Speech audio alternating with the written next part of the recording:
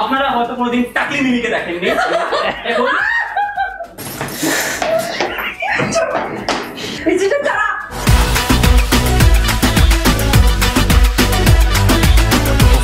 আমরা আড্ডা মারবো, অনেক কথা বলবো, গল্প করবো এবং ছবির কিছু ইনফরমেশন তোমাদেরকে দেবো আমাদের ভিলেন ছবি নিয়ে। মিমি অনেকক্ষণ ধরে চুপচাপ বসে আছে। ওভার টু মিমি। শুধুই হাসছে, কি মিষ্টি হাসি না মিমি। হ্যাঁ বলো।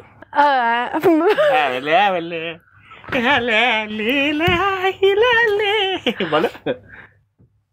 আজকে আমরা আমাদের ছবি নিয়ে কথা বলবো। এই যে তুই রিয়েল লাইফেও ভিলেন আর এই ছবিটার নামও ভিলেন, এটা কেমন রিলেট করিস নিজেকে? এই ছবিতে প্রচুর ভিলেনগিরি আছে, তার সাথে হিরোগিরিও আছে, কিন্তু সেটা কে করছে, কোন চরিত্রটা করছে, কেনই বা করছে, সেটাই পুরোটা সাসপেন্স। তো সেটা সাসপেন্সই থাক, বাট হ্যাঁ ডেফিনেটলি এই ছবিতে হিরোগিরির থেকে বেশি ভিলেনগিরি তোমরা দেখতে পাবে। আমাদের যে গানটা আছে ভোলে বাবা, সেটা আমার খুব ফেভারিট গান। তার কারণ হচ্ছে যে শুট করে খুব মজা হয়েছে, একদম ঝাঁ চকচকে সেট, ওরকম সেট আমি খুব কম দেখেছি বাংলা ইন্ডাস্ট্রিতে, এবং এত সুন্দর কম পেয়েছে ওরকম সেট। হ্যাঁ মিমি প্রত্যেকটা সেটই মিমির ওরকম তৈরি হয়েছে, ওরকম তৈরি হয়েছিল। এটাই তোর মানে এটা তুই মানে প্রচুর ওরকম সেটে গান করেছিস আর কি, তাই না? আমার কথা বলছি না, তোর কথা বলছি। ওই গানটা করে আমাদের খুব ভালো লেগেছে, গুড ডান্সিং নাম্বার, আর প্রচুর সুন্দর বিশাল একটা সেট তৈরি হয়েছিল। মিমি একটা খুব সুন্দর রেড শাড়ি পরেছিল, যেটা তোর অসাধারণ লেগেছিল। Of course I always look good. First look reveal যখন হয়েছে আমি মিমিকে থেকে জাস্ট অবাক হয়ে গেছি। আই থিঙ্ক ও খুব হার্ড ওয়ার্ক করেছে ওভারঅল এই ছবিটার জন্য। আর আমার যত আমি জানতাম না যে ওই পোস্টারটার জন্য অনেক মানে লেট নাইট ও একটা শ্যুট করেছিল, তার কারণ আমাদের ফটোশ্যুটের সেরকম টাইমটা আমরা দিতে পারিনি ইনফ্যাক্ট। তো আমিও যে ফটোশ্যুটটা করেছি যেটা পোস্টারে আছে সেটা অন লোকেশন, কিন্তু সেই সময় মিমির শ্যুট ছিল না, ওই জন্য মিমি প্রেজেন্ট ছিল না ওইখানে।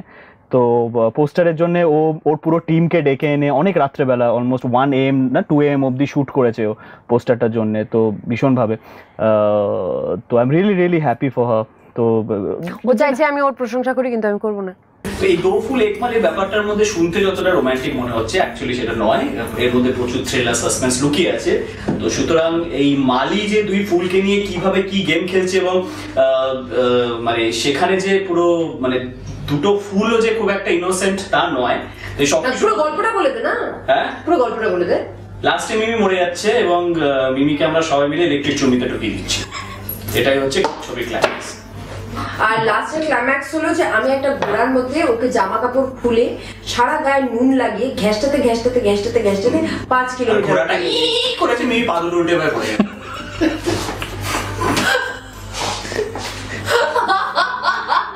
আমাদের পার্টি সংটা একটা দুঃখের গান, এবং সেই গানটা শুরু হয় মিমি মারা যাবার পর। কিন্তু মিমি কেন নাচছে গানটাতে, কারণ মিমি মারা গিয়ে ভূত হয়ে আসে, এবং প্রচন্ড কষ্টের গান সেটা ভোলে বাবা।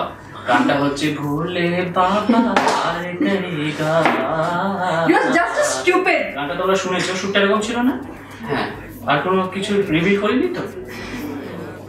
So Ankush has really worked hard and ওর যে ওই বডিটা হয়েছে ওটার জন্য রিয়েলি খেটেছে, শুধু কমলা লেবু খেয়ে, আর সারাদিন শুধু কমলা লেবু খেত, আর কমলা লেবু কে কার 6 প্যাক বাইরে, আর ওই চিকেন মিকেন কিছু খেত। ওই চিকেন খেতাম কিছু, আর ভীষণ খিটখিটে হয়ে গেছে একেবারে।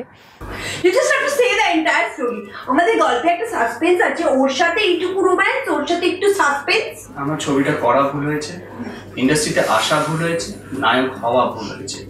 তার জন্য আমি আমার মা বাবা সবার কাছ থেকে ক্ষমা চাইছি, ঈশ্বরের কাছে ক্ষমা চাইছি, আর মিমির কাছে ক্ষমা চাইছি। এই ছবিটা আমার লাস্ট ছবি, আমি এরপর থেকে বিদায় নিলাম। আরে বালাই শাক কেন রে, বি গ্রেড ছবিগুলো কে করবে বল? Sorry C grade.